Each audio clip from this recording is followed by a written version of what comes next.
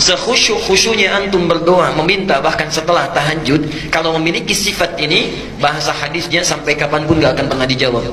Orang seperti ini, perhatikan kalimatnya. Yustajab itu bukan fi'il madhi tapi fi'il mudhari. Mudhari itu bentuknya past tense continuous future.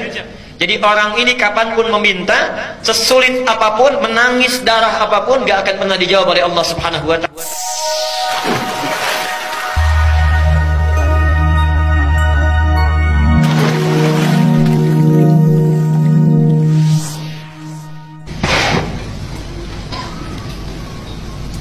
Ini dalilnya. Jadi bisa kita temukan di berbagai tempat. Al-Baqarah 186 di Qur'annya, surat Ghafir ayat 60, hadis At-Tirmidzi nomor hadis 3556. Ini hebat sekali. Bahkan di hadisnya disebutkan Allah itu sangat maha pemalu. Ada orang yang mengangkat tangannya kemudian bermohon, tidak mungkin dia dibiarkan pulang dengan tangan kosong. Artinya setiap berdoa pasti diberikan, ya. Ada lagi hadis yang mengatakan di Muslim nomor hadis 4916, ya, Allah pasti akan mengabulkan setiap doa sepanjang yang berdoa itu tidak terburu-buru. Ditanya, siapa yang terburu-buru itu wahai Rasulullah? Dialah orang yang saat meminta, saat belum dikabulkan, dia sudah menyimpulkan doa saya mungkin tidak dikabulkan oleh Allah. Nah, jadi semua hadis ini, semua ayat ini memberikan gambaran prinsip doa kalau diminta pasti dikabulkan, dijawab. Pertanyaannya, kenapa Ustadz saya selalu berdoa tapi rasa-rasanya nggak terkabul? Kenapa saya selalu meminta tapi kok ditundanya begitu lama?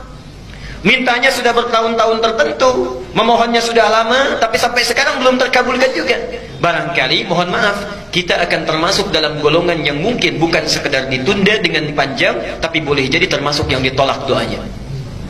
Karena prinsip doa itu seharusnya terkabul, tapi ada orang-orang tertentu yang tatkala meminta, Allah tidak akan mengabulkannya sepanjang hidupnya kalau dalam masih keadaan seperti itu. Siapa mereka? Bagaimana supaya kita menghindarinya? Dan hebatnya, mohon maaf, sekhusyuk-khusyuknya antum berdoa, meminta bahkan setelah tahajud, kalau memiliki sifat ini, bahasa hadisnya sampai kapanpun gak akan pernah dijawab. Jadi nanti kita akan evaluasi kalau ada di antara kita saat ini yang sering kali berdoa meminta padahal sudah menangis, bangun sholat tiap malam, boleh jadi belum terkabul atau tidak terkabul karena punya sifat-sifat yang mungkin kita akan tampilkan. Baik, ini bagian yang pertama. Sudah? Catat dulu dalilnya karena saya tidak cantumkan di sini. Ya, saya tidak cantumkan. Satu, dicatat dulu dalilnya supaya tidak lupa.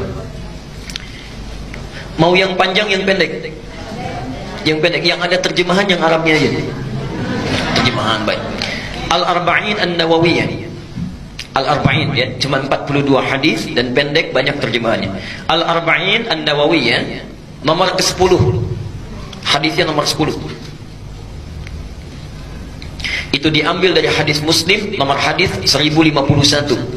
Jadi Imam An-Nawawi mengambil hadis di hadis Muslim nomor hadis 1051, ditempatkan di kitabnya Al-Arba'in posisi nomor 10. Sudah? Baik. Yang kedua, masih tadi Al-Baqarah 186. Quran surah 2 Al-Baqarah 186. Kemudian Al-Isra surah 17. Al-Isra surah 17 ayat 110. Ayat 110. Kemudian Adz-Dzariyat, ini contohnya surah 51 ayat 55 sampai dengan 60 terakhirnya. 55 sampai dengan 60. Sudah? Baik. Nah, sekarang mari kita lihat dan kita evaluasi dan kemudian kita berhenti di titik ini. Bapak dan Ibu sekalian, di antara sunnah Nabi setelah kita tahajud, kemudian kita duduk khusyuk beristighfar, lalu memohonkan hajat kita kepada Allah Subhanahu wa ta'ala yang ingin kita mohonkan. Nah, penting diketahui, sebelum kita memohon kepada Allah, ada sunnah Nabi yang lain terkait dengan adab-adab berdoa. Bagaimana supaya berdoa itu mudah sampai kepada Allah, cepat diterimanya dan langsung dikabulkannya. Baik. Bagian yang pertama, ini sunnah Nabi-nya. Hendaklah setiap orang yang berdoa mempersiapkan perangkat dirinya dengan halal dan baik.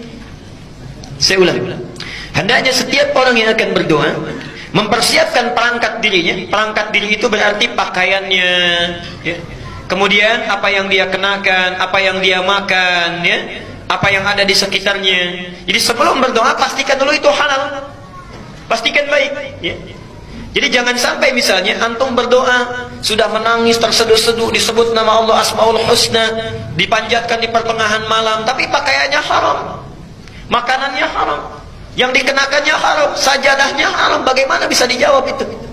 Apa dalilnya? Hadis riwayat Muslim nomor hadis 1051 di Al-Arba'in nomor ke-10. Hadisnya dari Abu Hurairah. An Abi Hurairah radhiyallahu anhu qala. Hadis ini disampaikan dari Abu Hurairah, semoga Allah memberikan ridha kepadanya.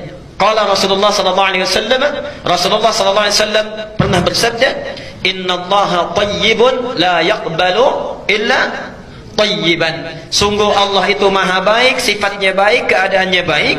Karena Allah itu sifatnya baik, maka tidak akan pernah menerima apapun kecuali dari yang baik-baik. Jadi ingat, doa itu sangat suci, akan berlabuh di tempat yang suci. Allah yang maha suci tidak akan menerima doa itu yang berasal dari yang tidak suci. Jadi sebelum antum berdoa, sucikan dulu diri kita, sucikan perangkat kita, apa yang kita kenakan, apa yang kita gunakan.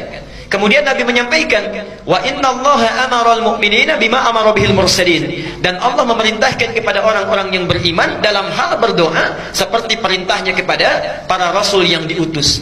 Kenapa doa disandingkan dengan iman? Ingin menunjukkan pesan bahwa satu, hanya orang yang punya keimanan yang kuat yang mau khusyuk berdoa kepada Allah. Artinya kalau antum dalam hidup tidak pernah berdoa, ada sesuatu yang salah dalam imannya. Dan yang terakhir, perhatikan, setelah membacakan dua ayat Quran, ada yang menarik. Thumma dzakara rajula. Kemudian mengisahkan tentang kisah seorang laki-laki. Yutilus safar. Dia menempuh perjalanan yang panjang. Di antara syarat diijabah doa dengan cepat orang yang dalam keadaan safar. Karena itu saya sangat mohon sebesar-besarnya, kalau ada orang yang sedang safar, awas beda ya antara safar dengan dhahab, itu lain. Kalau dhahab itu perjalanan kurang lebih di bawah 82 km, itu dhahab. Jadi kalau bapak ibu menempuh perjalanan di bawah 82 km, 0 sampai 82, itu dhahab namanya. Dhahaba yadhabu. Ana al-yawm adhab ila Jami' al-Azhar. Saya hari ini akan pergi ke Masjid Al-Azhar. Dekat ya, nggak sampai 80 kilo. Itu dhahab. Tapi kalau lewat dari situ, apalagi panjang sekali, sudah zona waktunya berubah, itu disebut dengan safar. Safar, orangnya disebut dengan musafir. Nah, kalau orang sudah musafir, sudah safar, berlaku beberapa ketentuan hukum. Satu, boleh dia menjamak, bahkan boleh dia qasar. Lihat An-Nisa misalnya di ayat 101, disebutkan di sana, wa idza darabtum fil ardi falaysa 'alaikum junahun an taqsuru minas shalah. Kalau Anda bepergian di muka bumi dengan jarak yang cukup jauh, tidak ada dosa kalau ingin mengqasar salat. Yang kedua, ini yang paling hebat, dan ini yang harus betul-betul kita renungkan dan praktekkan. Dalam keadaan safar itu, Allah akan cepat mendengar dan mengabulkan doa yang dipanjatkan. Jadi kalau bapak ibu sedang safar, daripada banyak membicarakan hal yang tidak perlu, lihat sana sini dikomentari, kadang-kadang menggosipkan orang lain, tinggalkan yang tidak penting. Kenapa tidak diisi dengan zikir dan doa? Barangkali cara Allah saking sayangnya kepada kita, orang lain doanya belum dikabulkan, ibu bapak dibuat safar supaya saat safar itu Allah mengabulkan doa yang belum terkabul itu.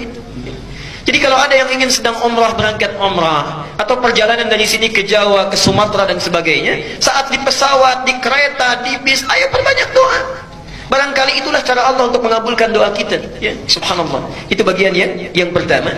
Nah, orang ini sudah memenuhi syarat yang pertama, doanya mesti terkabul. Yutilus safar. Tidak cukup dengan itu. Asy'atha aghbara. Dan subhanallah, saking capeknya, sampai pakaiannya sudah kumal, wajahnya sudah berantakan penuh dengan debu. Jadi orang ini datang jauh-jauh untuk berdoa mendekat kepada Allah. Satu perjalanan yang dikabulkan, safarnya, doanya cepat dikabulkan oleh Allah, adalah perjalanan yang diniatkan karena Allah subhanahu wa ta'ala.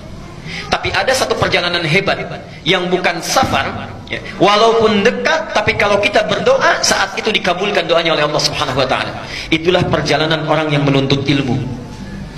Jadi saat bapak ibu berangkat dari rumahnya sampai ke majlis ilmu, sampai kembali lagi, itu subhanallah, malaikat sedang menanti kita mau minta apa itu sama Allah. Saat kita meminta, malaikat mengaminkannya.